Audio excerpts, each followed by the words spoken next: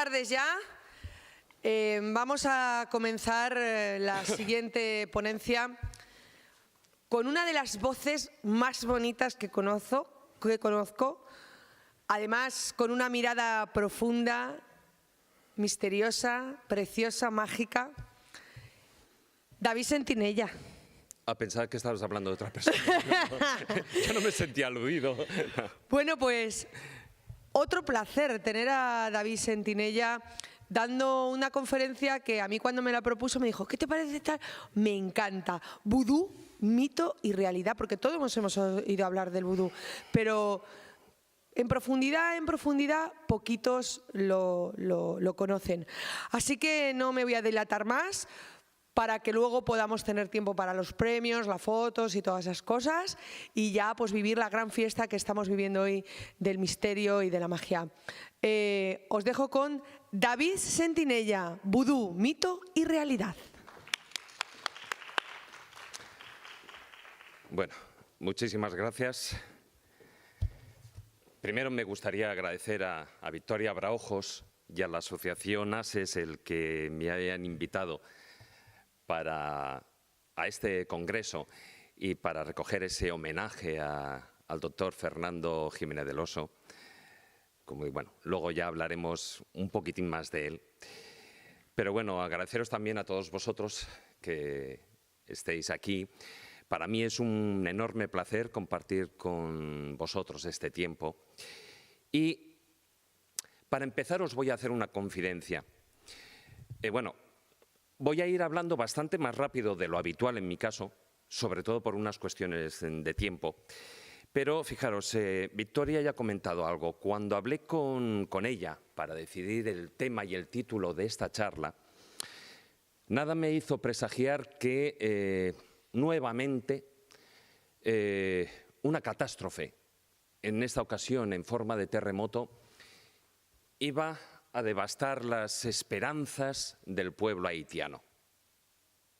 Es cierto que Haití es uno de los países más pobres del mundo, pero también lo es que, la desgracia se ha cebado con él. Desde la revolución haitiana, que tuvo lugar para conseguir su independencia en 1804, la presencia de la violencia ha sido continua en el país. Desde entonces, como digo, se han ido sucediendo insurrecciones y golpes de Estado, acompañados casi siempre de férreas dictaduras. Una de las peores, me imagino, sobre todo los más mayores los conoceréis, conocida como la dictadura del terror, que llevó a cabo el clan Duvalier, con Papa Doc a la cabeza, el otro era su hijo, Baby Doc, y sobre todo con sus temibles voluntarios de la seguridad nacional, los conocidos como los Tonton Macuts. Y paralelamente a esto, epidemias que han diezmado la población y los recursos. Fijaos, ahí veis, solo en 4 años hubo 8.500 muertos, 8.000 y pico, en 4 años. Ojo, ahí solo hablo de los muertos oficiales. No hablo tampoco ni de los contagiados ni de los damnificados. Y son datos, como podéis ver, de la ONU. Y por si fuera poco todo esto, y tiene mucho que ver, una deforestación descontrolada, podéis ver, fijaros ahí en la imagen, la línea, que nos recta evidentemente como en cualquier frontera, en esta imagen a vista de pájaro, en la diferencia en lo que es entre el territorio haitiano y el de la República Dominicana. Deforestación que, lógicamente, ha ido salpicada por infinidad de tormentas tropicales que han asolado su territorio. Y digo lógicamente porque muchos sabréis que si no hay árboles, eso implica también un cambio climático. Llegado ya el siglo XXI, sufrió el gran terremoto en 2010. Esto dio lugar a una terrible epidemia de cólera.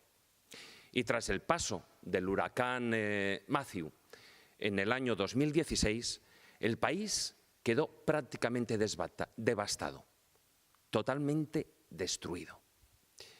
Y como decía, hace menos de un mes, el pasado 7 de octubre, ha sufrido un nuevo terremoto.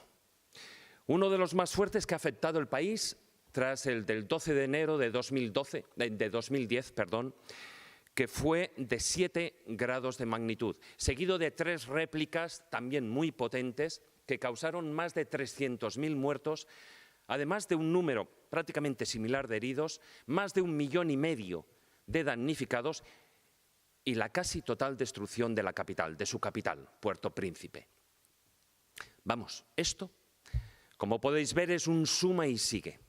Haití parece ser que es el país que nunca se recupera. Y esta desgraciada realidad, en apariencia de mera casualidad, es para algunos una especie de maldición.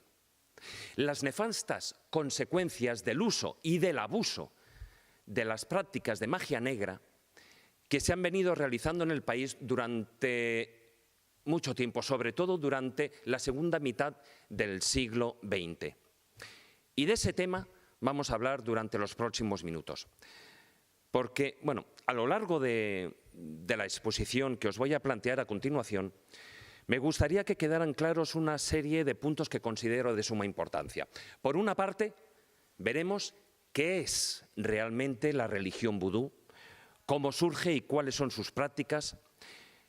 También os mostraré su lado más oscuro, lógicamente relacionado con la magia negra, practicada por hechiceros que trabajan a 2 manos, y la existencia también de sociedades secretas que han venido ejerciendo su justicia y el poder en la sombra en el país.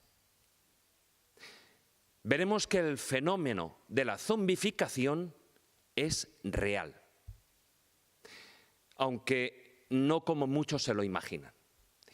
Os mostraré cómo es posible y los factores necesarios, fundamentales, y repito, fundamentales para que se pueda dar. Pues bien, como muchos de vosotros ya sabréis, la palabra vudú deriva de la lengua fon, hablada en la antigua Dahomey, que era, bueno, la actual República de Benín, cuya traducción viene a significar pues, Dios, espíritu o ser todopoderoso. Existe sin lugar a dudas una falsa impresión generalizada sobre lo que es el vudú. Muchos de sus estigmas negativos pues, han sido promovidos y están basados en gran medida en la imagen que el cine y las series de televisión han plasmado, lógicamente según su conveniencia. Pero la religión vudú se basa realmente en el culto a los espíritus, los loas, como ellos los llaman, concebidos no solo como santos o divinidades, sino como personificaciones de fuerzas naturales y de sus antepasados, que actúan como intermediarios entre los seres humanos y Dios. La religión vudú, el culto vudú, es un culto extático. En él se persigue la posesión del practicante por un espíritu a través de ciertos ritos y ceremonias en los que tanto el baile, el ritmo de los tambores, pues bueno, constituyen una parte fundamental y muy importante. Según su creencia, esta posesión supone un intercambio beneficioso para ambos mundos. Es decir, se considera que los ritos, con sus sacrificios, sus cánticos e himnos, pues satisfacen a los loas, a esos espíritus y a sus necesidades. Estos, a cambio, accederán a las peticiones de los fieles y les compensarán no solo de manera espiritual, sino también de manera material. Pues bueno, vamos a ver cómo surge el vudú en América. Todo empieza, lógicamente, en 1492, cuando la conquista española llega al archipiélago de las Antillas y la isla Haití, que significa en tierra alta o más o menos montañosa, en lo que es en la lengua arawak, que era la que hablaban los antiguos nativos, los tainos, pues cambia su nombre y se convierte en La Española. Bueno, pues a los pocos años de este suceso, los indígenas de la isla se ven rápidamente diezmados. Su población, que a finales del siglo XV venía a ser de unas 250.000 personas aproximadamente, va siendo exterminada por los malos tratos, por los trabajos forzados en las minas de oro, pero sobre todo, por las nuevas enfermedades que llegan a la isla. Hasta el punto que de esos 250.000 habitantes, en tan solo 15 años no quedan más de 14.000. Fijaos, bueno, antes he estado hablando, he dicho ese término de las enfermedades. Solo por la viruela se extinguieron tribus enteras. Bueno, ante esta situación, en el año 1503 llegan a la isla los primeros cargamentos de esclavos en lo que son los barcos negreros, deportados de esa parte del oeste de África para compensar esa mano de obra indígena que, pues por su constitución física o por las enfermedades, pues parece ser poco resistente para los trabajos a los que se les quiere destinar. Pero la presencia francesa, hasta ahora estamos hablando de la española, pero la presencia francesa en la isla va siendo cada vez más importante hasta que en el año 1697 se firma el Tratado de Ryswick, en el que España cede a Francia aproximadamente un tercio de la isla, lo que es la parte occidental, lo que actualmente es Haití. Y es a partir de entonces que la situación se recrudece. Y la trata de negros se intensifica bajo manos francesas. Los barcos negreros, fijaos ahí la imagen, aumentan su tamaño con unas bodegas mucho más grandes donde los esclavos viajan hacinados, como sardinas en lata y encadenados por parejas. A estos barcos negreros se les llega a llamar tumbas flotantes, porque el viaje, que viene a durar entre 60 y 90 días, muchos esclavos mueren antes de llegar a la isla. Pero bueno, no vayáis a pensar que el negocio esclavista es solo de los blancos.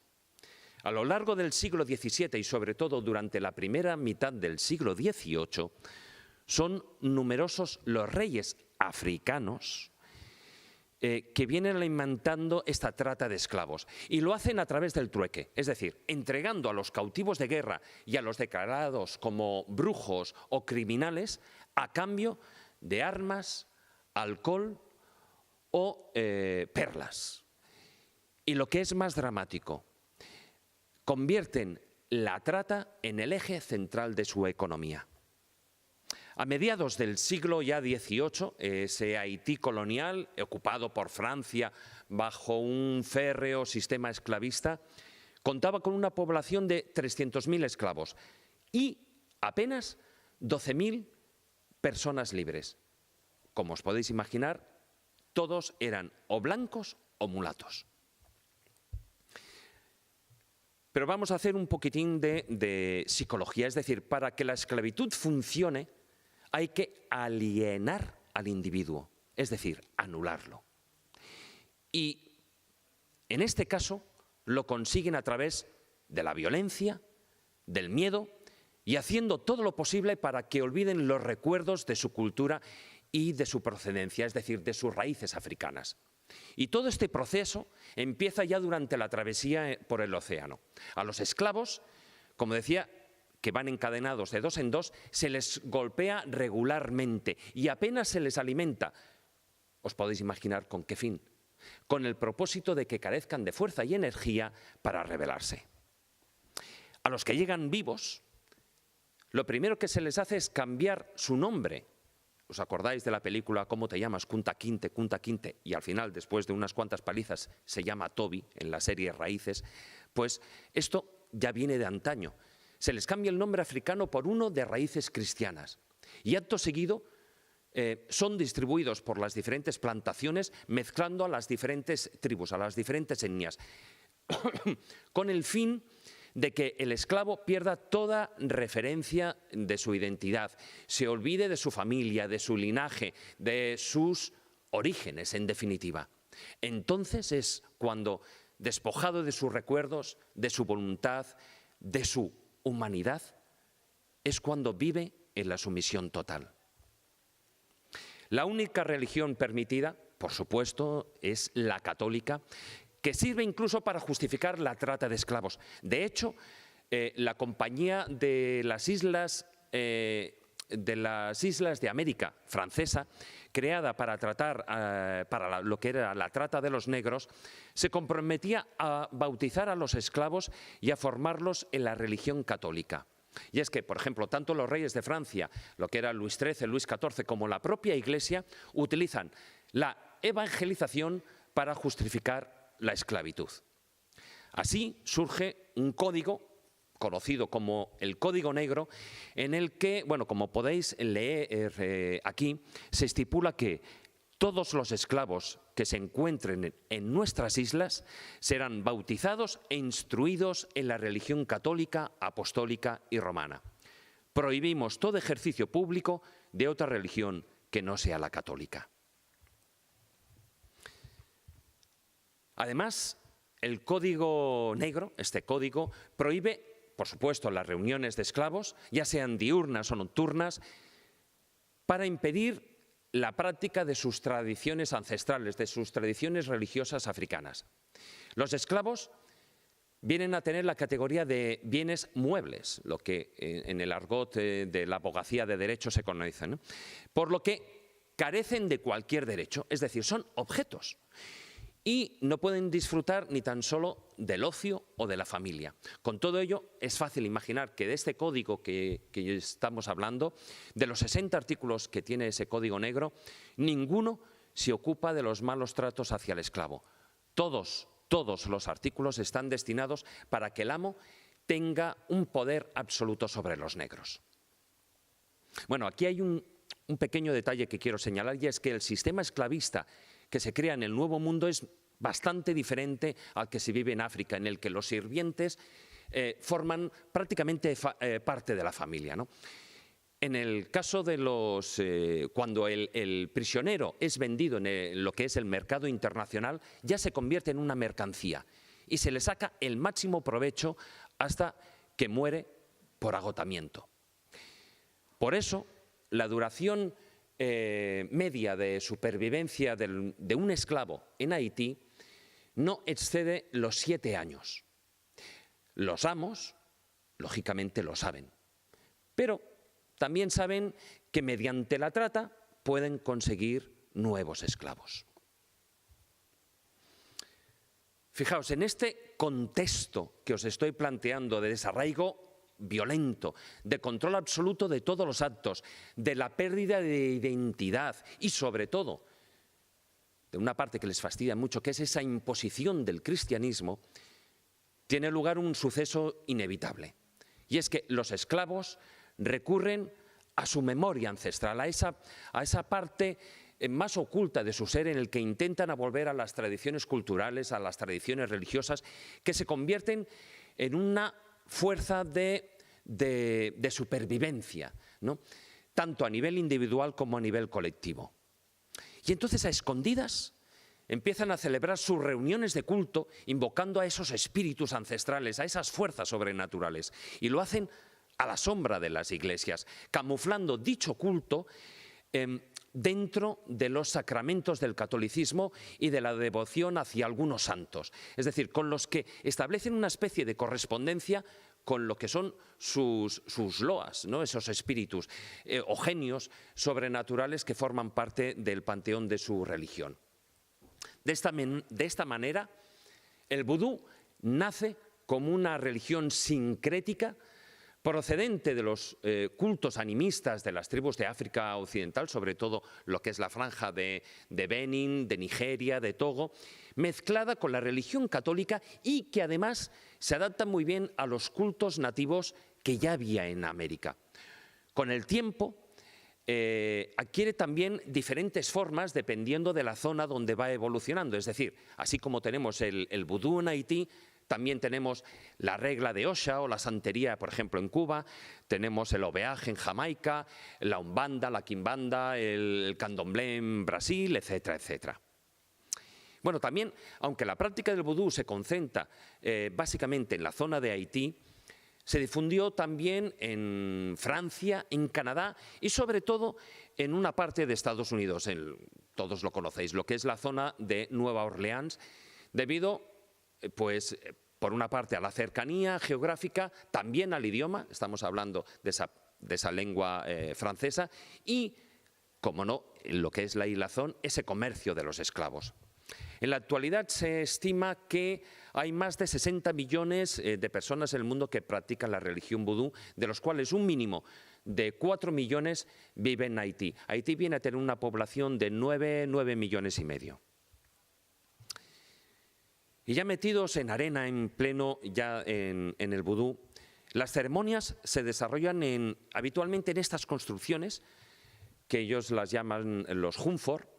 El sacerdote oficiante de la religión vudú tiene el nombre de Hungan. Hungan si es un hombre y Mambo si es una mujer, aunque muchas veces se refieren a ellos como Papaloa o Mamaloa. Su función es muy parecida a la de un chamán de cualquier tribu indígena del mundo, aunque sí que hay una pequeña diferencia, y es que han asimilado algunas de las funciones del sacerdote católico.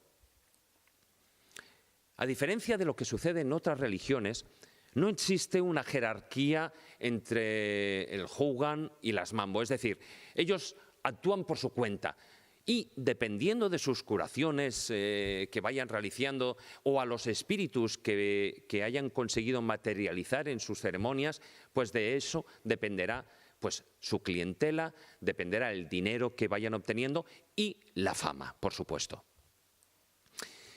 Pero fijaos, sí que existen unas limitaciones éticas que tanto un Hungan como una Mambo, que se precie de serlo, jamás deben traspasar. Sin embargo, muchos de ellos lo han hecho y trabajan, como decía al principio, a dos manos o con las dos manos, es decir, no solamente practican la magia blanca, sino una magia que tiene fines curativos, protectores, sino que también practican la magia negra, que trabaja con hechizos, con maleficios y la tan famosa creación de los zombies.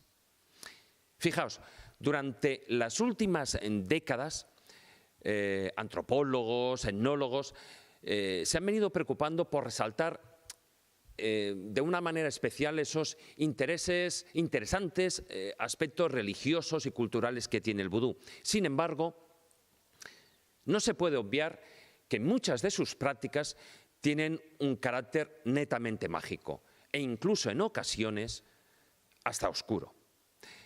Están los sacrificios de animales, en los que la sangre pues adquiere un papel fundamental, la manipulación de vísceras, el uso de muñecos y de agujas, aunque también se relaciona mucho más con el judú, que es un derivado del vudú. También tienen el culto a la serpiente, la implicación sexual que tienen en muchos de los rituales, el uso de velas negras para la realización de esas danzas rituales, bueno, los maleficios, etc. Por eso, aunque la teoría sea una, en la práctica del vudú no todo es mediumnidad, espiritualidad, sanaciones, invocaciones a los buenos espíritus, esas ofrendas, los cantos, las danzas. Como veremos ahora, a continuación, también existen los bokor. Los bokor son esos hechiceros malignos, muy temidos por practicar la magia negra y expertos en la preparación de venenos, de sustancias enteógenas y alucinógenas, de filtros, de maleficios, de conjuros y de hechizos.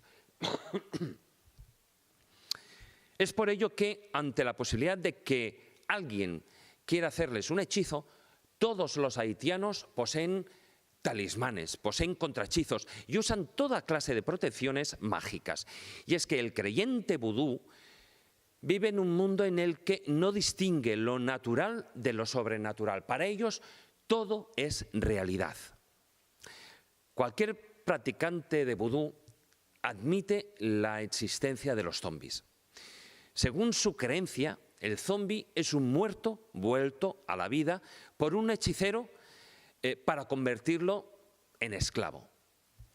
En consecuencia, el zombi es un ser que no piensa, que no razona, que no tiene la menor iniciativa. Es simplemente un autómata, eso sí, provisto de una especie de vida vegetativa del que están ausentes todas las sensaciones de vida cerebral. Está claro que a día de hoy no existen evidencias de que ningún hechicero o bokor haya sido sorprendido pues desenterrando los cadáveres o practicando los ritos mediante los cuales pues un muerto es transformado en zombi. Pero sí que existen informes médicos que atestiguan las muertes de los individuos y declaraciones de muchos testigos, familiares, amigos, que aseguran haber reconocido en esas personas que después de haber fallecido y de estar enterradas han sido encontradas vivas, aunque sumidas en una especie, en un extraño sueño y en una ausencia profunda, ¿no? También, aparte de los informes médicos, tenemos los informes policiales de esas reapariciones, llamémoslas imposibles, y esos informes médicos del estado físico y psicológico de esas personas tras su regreso. Os podéis imaginar que, no es extraño, no resulta extraño que en un ambiente de superstición y de terror a lo sobrenatural, los haitianos crean en la existencia de los muertos vivientes y que estos son creados por hechiceros mediante una serie de procesos sobrenaturales. Y llegados a este punto, vamos a ver cómo se consigue un zombi. Según cuenta la tradición haitiana, el proceso es el siguiente. El bokor, ese brujo negro, digamos, elige a una víctima que puede ser o bien por motivos personales o bien por un acuerdo económico con otra persona. Esa misma noche, el bokor se dirige al domicilio de la víctima y busca un resquicio entre las puertas o las ventanas y a través de él aspirará una parte, una de sus dos almas. Y esa persona, esa alma, esa parte es la que le llaman el T-Bone-Ange y la encierra en una botella. A partir de ese momento, la víctima empieza a sentirse mal, con fuertes dolores, con mareos y termina por caer en una especie de trance que le conduce a la muerte. Luego, tal como marca la tradición, los parientes velan al difunto durante la noche y lo entierran a la mañana siguiente. Ese mismo día, después de ser enterrado, ese mismo día por la noche, el hechicero acude con sus ayudantes al cementerio e invoca al varón Samedi, el señor de los muertos, para que dé su consentimiento ritual de devolver la vida al difunto. Y acto seguido ordena a los ayudantes que lo desentierren. Una vez abierto ya el ataúd, el bokor pronuncia el nombre de la víctima mientras le coloca esa botella que contiene el alma robada, ese T-Bone-Ange, debajo de la nariz del difunto y la destapa para que vuelva a penetrar dentro de su cuerpo. Ya mientras la víctima se va despertando, se dirigen hacia la casa del hechicero, donde ahí dará comienzo la última parte del ritual. Una vez allí, el bokor empieza a recitar conjuros y hace beber a la víctima una especie de pócima que anulará ya por completo su anterior personalidad y pasará a ser un esclavo más de su séquito. Ya siendo un muerto viviente, no tendrá recuerdos, no tendrá conciencia y no tendrá voluntad. Se habrá convertido en ese autómata que antes mencionaba, las órdenes de su amo, quien dispondrá para él para trabajar en cualquier tarea, por dura que ésta sea. Y fijaos, es tal el terror que tienen los haitianos a que esto les pueda ocurrir, que toman diferentes precauciones para no ser convertidos en zombis. Los más adinerados, pues lógicamente hacen lo mismo que en Occidente, es decir, contratan albañiles y les mandan construir unas tumbas bien sólidas. quienes no disponen de ese dinero entierran a sus muertos junto a la casa para vigilar de esta manera la tumba y que ningún bocor pueda ir a resucitarles, ¿no? Los más pobres, los que no tienen, como quien dice, ni casa o un terreno donde poder hacerlo, los entierran o bien cerca de un camino muy transitado, o si es en el cementerio, hacen guardia hasta que, bueno, pues ha pasado un tiempo suficiente para que el cuerpo, pues bueno, ya vaya entrando allí en composición, es decir, se quedan ahí como de guardia. En algunos lugares incluso someten al difunto a una segunda muerte, es decir, les pueden llenar la boca, por ejemplo, con tierra y le cosen los labios, o les acuchillan el cuerpo en repetidas ocasiones o incluso les llegan a cortar la cabeza. Todo con tal de que, bueno, y hay otra que a mí me llama mucho la atención, que es enterrarles además boca abajo. Fijaos, igual que se hace con el tema del vampirismo, para que en el momento, si despiertan, vayan hacia abajo y no salgan a la superficie. Bueno, bien, hasta aquí es lo que narra la tradición, es decir, con la tradición y las costumbres, y también por no decirlo, bueno, pues con toda su buena dosis de leyenda. Ahora vamos a ver algunos casos importantes y las investigaciones que se han realizado para intentar dilucidar qué hay de cierto en todo ello. El antropólogo Alfred Métraux pasó años estudiando lo que es el fenómeno en Haití y cuenta, entre otros, el caso de una joven que, tras rechazar mantener relaciones con un bocor, fue amenazada por el hechicero, ¿no? Como os podéis imaginar, la joven muy pronto enfermó y falleció.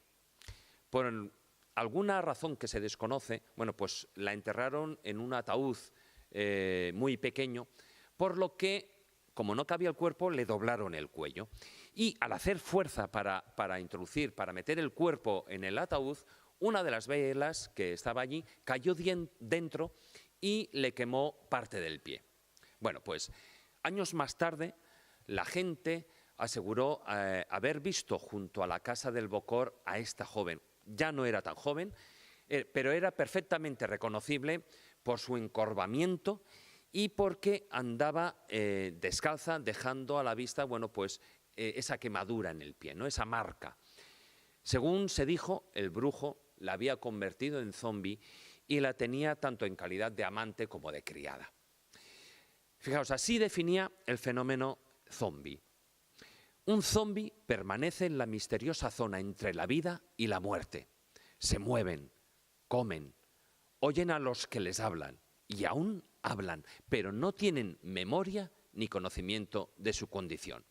Bueno, fijaos, he contado este caso porque es uno de los muchos ejemplos que hay sobre personas que mueren tras recibir una amenaza de muerte, de un hechicero, evidentemente. Y aquí surge la pregunta, ¿cuánto hay de magia y cuánto hay de sugestión? Bien, el miedo puede ser un factor determinante en la muerte de las personas. De hecho, existen numerosos casos documentados de diferentes tribus en todo el mundo sobre personas que fallecen tras recibir una maldición. Es tal el autoconvencimiento de la eficacia de dicha amenaza que el mismo temor provoca reacciones químicas en el cuerpo, en el organismo, que hacen que verdaderamente se cumpla esa maldición. Vamos a ver, mira. Por una parte tenemos un terror desenfrenado que se traduce en un shock autoinducido que paraliza la circulación y hace que los órganos vitales dejen de funcionar por falta de oxígeno. Además, si el shock es fuerte, provoca que las glándulas suprarrenales produzcan una dosis exagerada de adrenalina y un aumento de la tensión arterial y además también con ello del ritmo cardíaco, lo que puede conducir con un paro del corazón. Bueno, al hilo de esto, hay un caso muy curioso publicado por una doctora, la doctora Helen Pilcher, que es una doctora en neurobiología molecular. Este caso se publicó en una prestigiosa revista científica. Lo voy a resumir mucho por cuestiones de tiempo. Bueno, es un hombre, se llamaba Vance Wenders, que él tuvo un encontronazo después de una discusión con un hechicero en el cementerio, y entonces eso fue en Alabama, y el hechicero abrió una botella con un líquido, con un olor desagradable enfrente de su cara y le dijo que estaba a punto de morir y que nadie podía salvarlo. Bueno, pues Wenders vuelve a su casa preocupado, pero se acuesta y empieza a sentirse mal, ¿no? Unas semanas más tarde, cuando está a punto de morir, ya es ingresado de urgencia, y los médicos no encontraban lo que es la causa del problema. Y ante esa situación, la esposa, bueno, pues se le ocurrió comentar con el médico lo que ese encontronazo que había tenido, lo del hechizo, y a la mañana siguiente el doctor habla con Wenders y le dice que la noche anterior había estado reunido y había estado hablando con el brujo y le había obligado a decirle qué había hecho. El brujo al final le confesó que había frotado un huevo de lagarto con la tripa del hombre, digamos con el estómago, y que estaba incubando un lagarto dentro de su cuerpo. Entonces el médico cogió una jeringuilla que llevaba escondida y que ya la tenía preparada con con una especie de un líquido, un potente vomitivo. Entonces, con grandes aspavientos, con un plan ceremonial, le clava la jeringuilla y le introduce el contenido en su brazo. En unos momentos, bueno, pues Wenders empieza a vomitar de una manera incontrolable, y en ese momento el estado en el que está Wenders pues aprovecha para sacar del bolsillo, que tenía también escondido un pequeño lagarto verde, y entonces lo tira, lo deja caer al suelo, de manera que pues hace creer al enfermo, a Wenders, le dice: mira, ya ha salido de tu cuerpo, ya no tienes la maldición. Bueno, Wenders, con todos los vómitos, etcétera, lo que queda es agotado, se duerme, y a partir de la mañana siguiente, bueno, pues ya parece que se encuentra mejor, y al cabo de un tiempo se recuperó sus fuerzas, y aquí paz y después gloria. Volvió a casa y continuó con su vida. Fijaos, podemos pensar que estas cosas son propias de países tercermundistas, ¿no? Pero en este caso no. Fíjate, era Alabama, en Estados Unidos, pero también hay otros casos documentados que van en esta línea, ¿no? Hay otro caso también en Estados Unidos, en el estado de Illinois, que un hombre es diagnosticado de una fase terminal de cáncer, un cáncer de hígado, y es dado prácticamente desahuciado solo con unos meses de vida. El hombre falleció en ese plazo, pero cuando le realizan la autopsia por petición de la familia, la autopsia reveló que el médico se había equivocado, que el tumor, sí que tenía un tumor, pero era muy pequeño y no tenía metástasis, no tenía difusión. Por lo que el difunto, el hombre, realmente no murió de cáncer, sino de creer que estaba muriendo de cáncer. Está claro que la sugestión, lo que es el terror ante la amenaza, en el caso de los zombies, ante la amenaza de un bocor, podía ser la causa de muerte de muchas víctimas de esos hechizos. Pero, sin embargo, los investigadores se dieron cuenta que además parecía haber otro trasfondo en lo que es la zombificación. La etnógrafa y escritora Zora Hurston fue la primera que intuyó esa realidad del fenómeno en un caso que era el caso de Felicia Felix Mentor, quien al parecer había sido zombi durante 29 años tras fallecer en el año 1907 de una repentina enfermedad. Bueno, el caso cuenta que 29 años después, en la madrugada del 24 de octubre de 1936, corrió la voz por la aldea de Emeny, que una extraña mujer había aparecido por las calles, vagabundeando por ahí, ¿no?, cerca de lo que era la finca de la familia Mentor, y estaba vestida únicamente por una vieja camisola llena de, toda rota, ¿no? El aspecto era como una anciana, visiblemente muy débil, muy asustada. Parecía que incluso tenía una enfermedad en los ojos porque casi no tenía pestañas.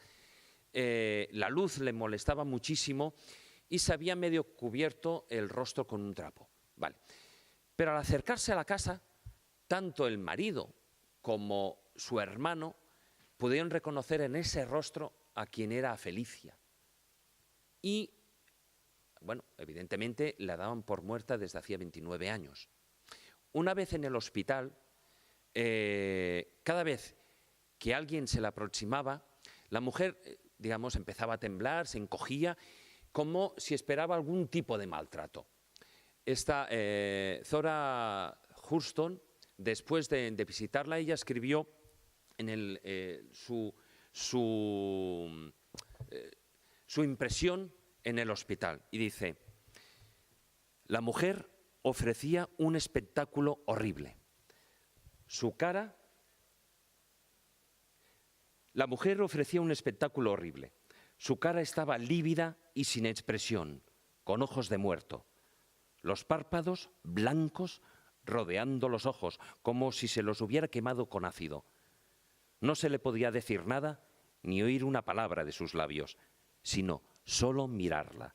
Y la visión de aquel despojo humano era demasiado para soportarlo durante mucho tiempo. Tras mantener varias conversaciones con los doctores que atendieron a Felicia, la etnógrafa expuso su hipótesis en el libro. Dice: concluimos que no se trataba de un caso de resurrección, sino de una apariencia de muerte inducida por una droga que muy pocos conocían, un secreto traído probablemente de África y transmitido de generación en generación. Los hombres conocen el secreto de la droga y del antídoto. Los dos médicos expresaron el deseo de enterarse de este secreto, pero se dieron cuenta de la imposibilidad de hacerlo. Eran sociedades secretas. Estas sociedades secretas eran realmente secretas. Vamos mal de tiempo, ¿no? Por lo que veo. Vale. Tranquilo, vale. tú tranquilo, que yo es que tengo que venir aquí así como para ejercer vale. la expresión. Acaba sin problema. Sí, claro. Pues bien, estas sociedades secretas a las que Hurston hace referencia en su libro funcionan incluso a día de hoy, gracias, como una especie de sectas herméticas en las que todos los componentes, tanto los sacerdotes del culto, los hechiceros, los aprendices, etcétera, tras aceptar el compromiso estricto de no revelar los secretos del vudú, cuentan con el apoyo de todos los hermanos de la religión.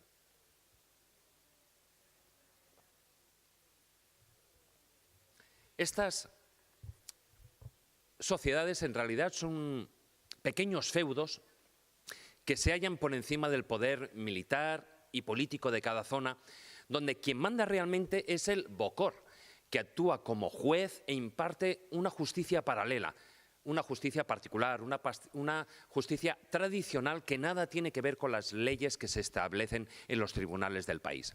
Y es precisamente en esta justicia paralela que se ha venido empleando la práctica de la zombificación como una pena capital para castigar pues, los atentados contra la sociedad, lo que es atentados bajo su punto de vista o sencillamente por una cuestión económica. En la década de los años 70, el doctor Lamarck Douillon, en aquel entonces era director del Centro Psiquiátrico de Puerto Príncipe, empezó una investigación que supuso un punto de inflexión determinante en el estudio de la zombificación y estableció unas bases precisas para hallar una respuesta al enigma de los muertos vivientes. Partiendo de esas sospechas de Hurston y de posteriores investigaciones, el doctor Douillon estudió varios casos, algunos de ellos muy revelantes. Para él, el fenómeno zombie era real, pero sus causas no guardaban una relación directa, o sea, sí con la brujería, pero no eran brujería pura, sino que implicaban la ingesta de algún tipo de droga que él desconocía. Douillon intuía que esta droga podía ser extraída de flores de alguna familia de las datura, unas plantas que han sido utilizadas tradicionalmente por los chamanes pues, de varias tribus sudamericanas en sus rituales. Bueno, y aquí, por ejemplo, en la brujería europea también se utilizaban.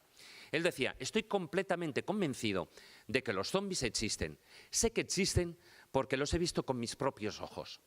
Nos estamos enfrentando con individuos de carne y hueso que han caído en un estado de muerte aparente producido por drogas. Se les ha declarado muertos y han sido inhumados.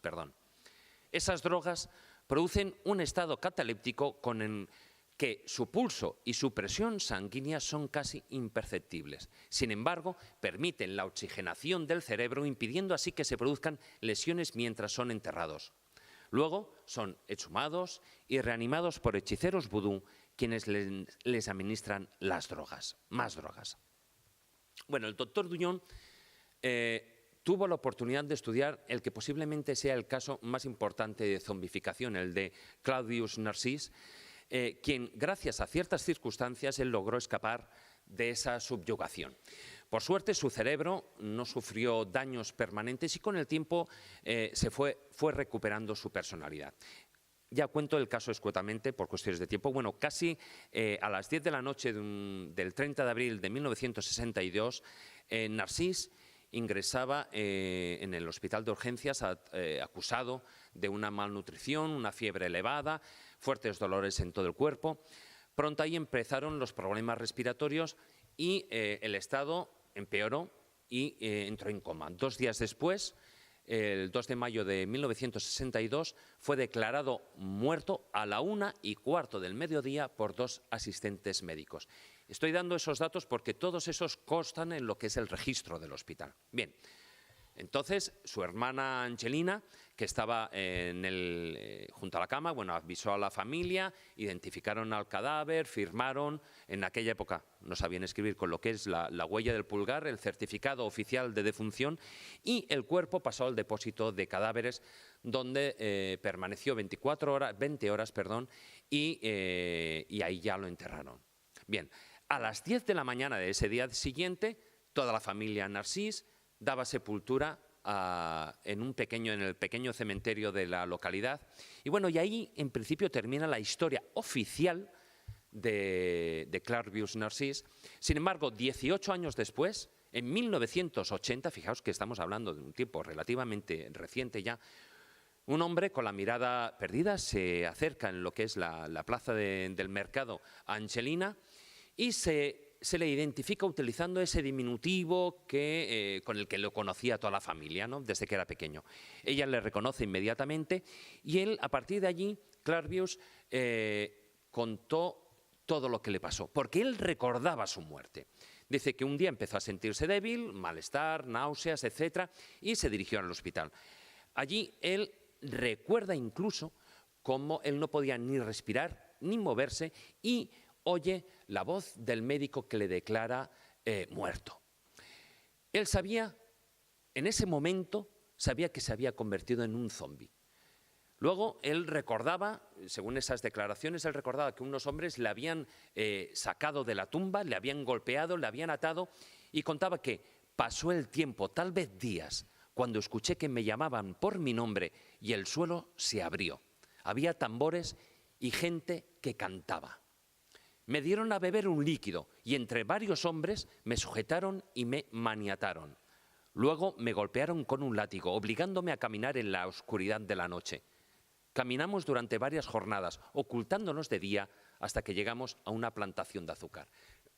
Bueno, pues después de ese largo viaje por el norte del país, él estuvo trabajando de esclavo junto a otros zombies en una plantación de azúcar durante 2 años y, bueno, al cabo de ese tiempo, afortunadamente para todos ellos, el Bokor falleció, ese hechicero falleció, con lo cual los esclavos dejaron de tomar esa bebida que les daban diariamente, etcétera, etcétera, y quedaron libres de la fuerza que les mantenía atados el Bokor, y entonces se dispersaron.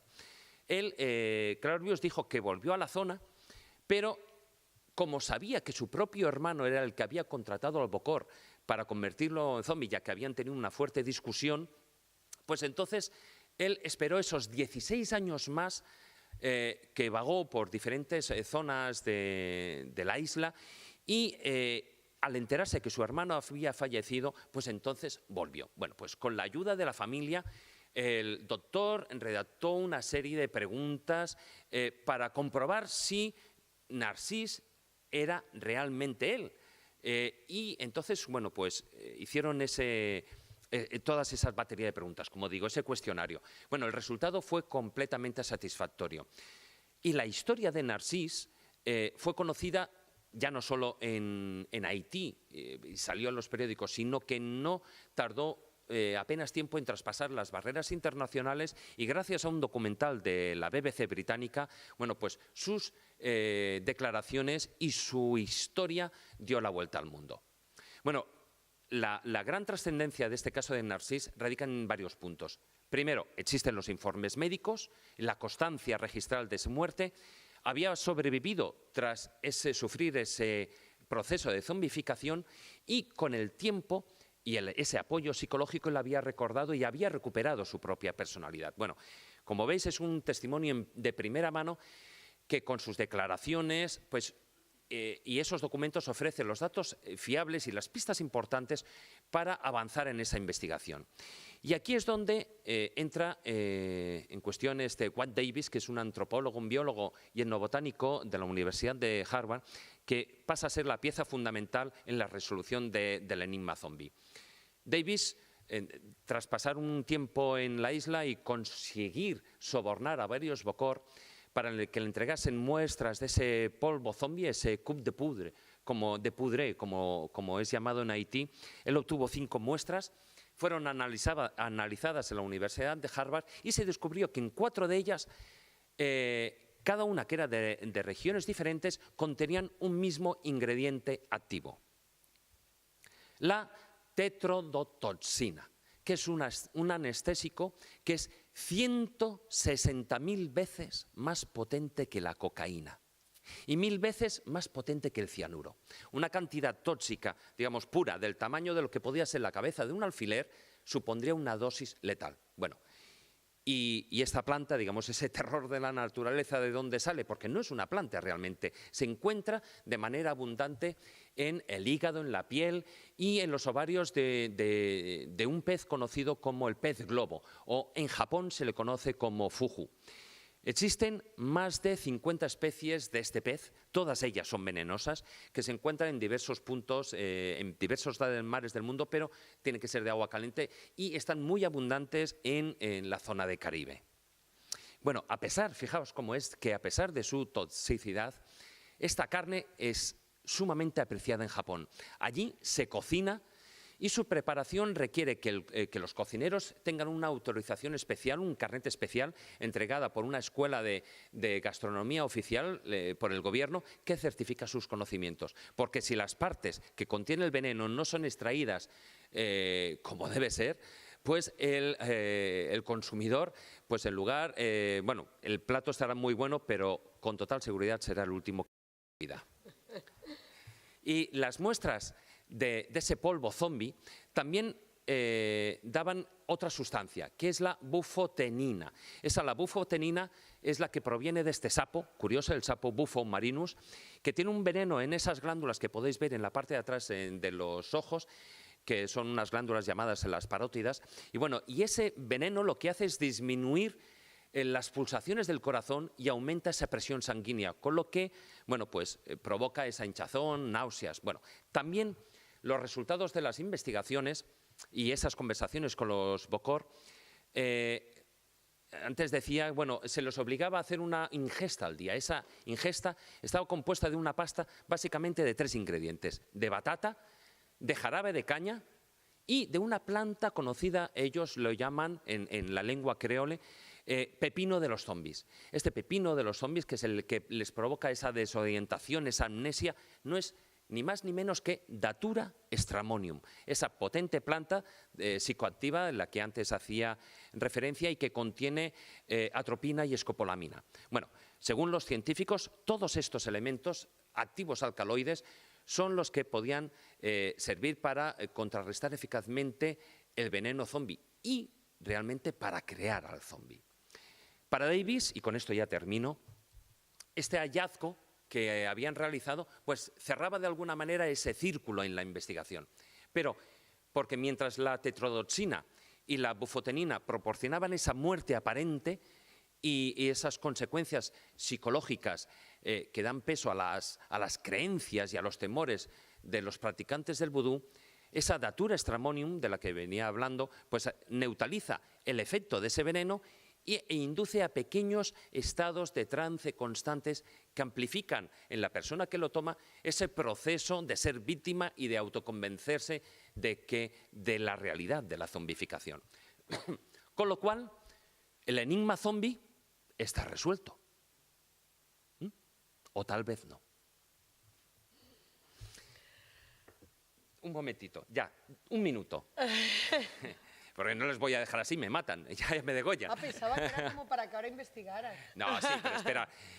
Fijaros, a pesar de que el empleo de drogas que explica esa parte química y la parte fisiológica en la creación de un zombi, todos estos datos nos pueden llevar al engaño, porque sin la existencia de esas creencias propias de la cultura vudú, que se respiran en la sociedad, que se viven en la sociedad haitiana, sería imposible hacer que una persona se convirtiera en zombi, ya que todas esas creencias forman parte inherente de su religión.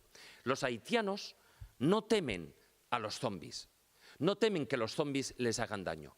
Lo que les espanta, lo que les aterroriza es convertirse en zombis. Y termino ya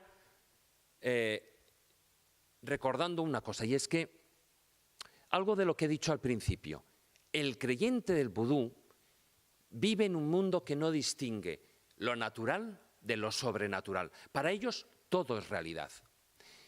Por lo tanto, y de acuerdo con esas creencias, no son las drogas, el coup de poudre, lo que convierte a un muerto en zombi. Lo que lo consigue realmente, lo que consigue hacer un zombi, para ellos es la fuerza mágica del buocor. Y ahora sí, muchísimas gracias. David Sentinella, bueno, me has dejado alucinada, porque no se puede explicar mejor. De verdad que mira que tú sabes que me encanta el tema vudú y he escuchado muchas conferencias, muchísimos reportajes, pero qué bonito lo has hecho y además qué información tan buena has dado. ¿Sabes lo que pasa? Que todos estos temas yo creo que hay que investigarlos y hay que estudiarlos desde una base. Y a mí, que es mi terreno, me gusta hacerlo desde la base sólida que ofrece la antropología, los estudios y los elementos apoyados en otras ciencias, ¿no? Como etnobotánica, etcétera, etcétera.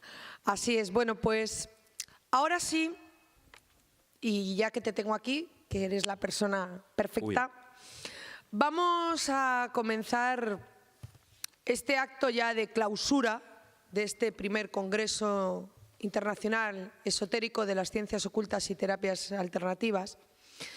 Y antes de comenzar la clausura y empezar pues un poco con el homenaje y entrega de premios, hay algo que tengo que agradecer por encima de todas las cosas.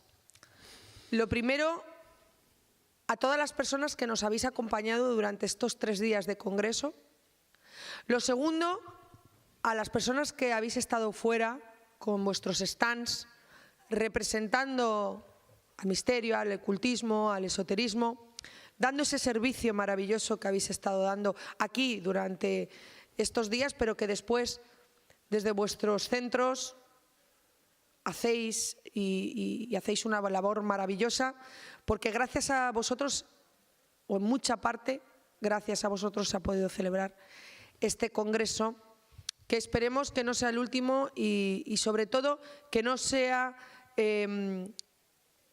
como un final, sino que sea el principio de muchas cosas y que se vayan sumando muchas más actividades y vayamos pues sumando muchas más fuerzas.